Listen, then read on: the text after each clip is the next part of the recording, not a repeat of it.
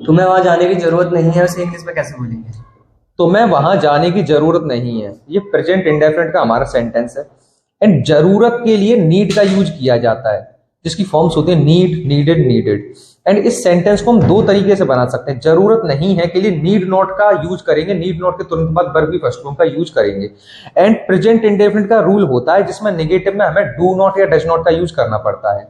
तो दोनों ही तरीके से हम इस सेंटेंस को बना सकते हैं, और कैसे बनाना है वो मैं अभी आपको बोर्ड पर लिखकर बताऊंगा, फिर आप भी उसे देखकर बना सकते हैं। तो देखिए फ्रेंड्स, किस तरीके से इस नीड का यूज करते हैं एंड किस तरीके से अलग अलग सेंटेंस बना सकते हैं, आइए देखते हैं। हमारा पहला सेंटेंस है, तुम्हें वहां जाने की जरूरत नहीं है। ये हमारा प्रेजेंट इंडेफिनिट का सेंटेंस है।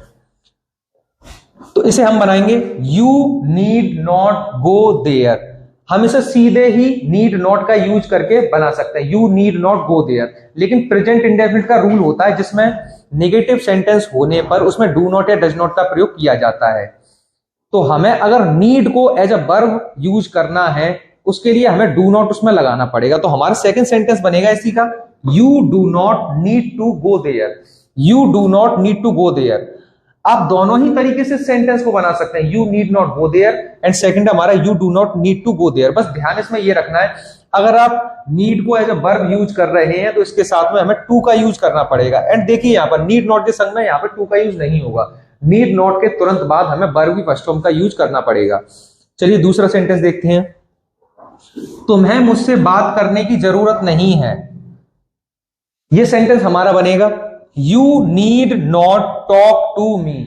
You need not talk to me, जिससे भी बात की जाती है उससे पहले टू का प्रयोग किया जाता है, इसीलिए मैंने मी से पहले टू का प्रयोग किया है। एंड हमारा सेकंड सेंटेंस इसी का बनेगा, you do not need to talk to me. You do not need to talk to me. आप दोनों ही तरीके से सेंटेंस को बोल सकते हैं, बना सकते हैं। अब इसमें एक बात और होती है जो समझने लायक है, आइए देखते हैं पहले तीसरे सेंटेंस को। उसे झूठ बोलने की जरूरत नहीं है। उसे झूठ बोलने की जरूरत नहीं है। यह हमारा सेंटेंस बनेगा, ही नीड नॉट टेल ए लाई। अब प्रेजेंट इंडेफिनिट का ये सेंटेंस है हमारा, जिसका नियम होता है कि अगर एक वचन होता है और उसमें अगर डू डज नहीं आ रहा है तो वर्ब की फर्स्ट फॉर्म में हमें एस या ईएस का यूज करना पड़ता है। देखिए यहां पर ना तो डू डज दे रखा है, फिर भी हम इसमें एस नहीं लगा रहे हैं, क्योंकि अगर हम नीड नॉट का यूज करेंगे तो फिर एस या ईएस का यूज नहीं करते हैं। तो हमारा सेंटेंस ऐसे ही बनेगा, ही नीड नॉट टेल अ लाई। अगर आप इसे इस तरीके से बनाना चाहते हैं तो आप इस तरीके से बना सकते हैं, he does not need to tell a lie. बस ध्यान इसमें यह रखना है कि अगर यहां पर एक वचन दे रखा है और अगर आपको लग रहा है कि यहां पे एस लगा दूं, इसे ही नीड्स कर दूं, तो वो गलत हो जाएगा सेंटेंस। हमें से नीड नॉट ही रखना है।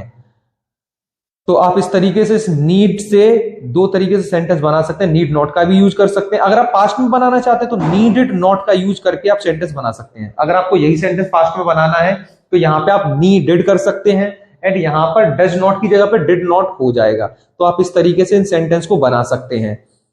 तो हमारे चैनल को सब्सक्राइब कीजिए, लाइक कीजिए, कमेंट कीजिए और शेयर करना ना भूलिए।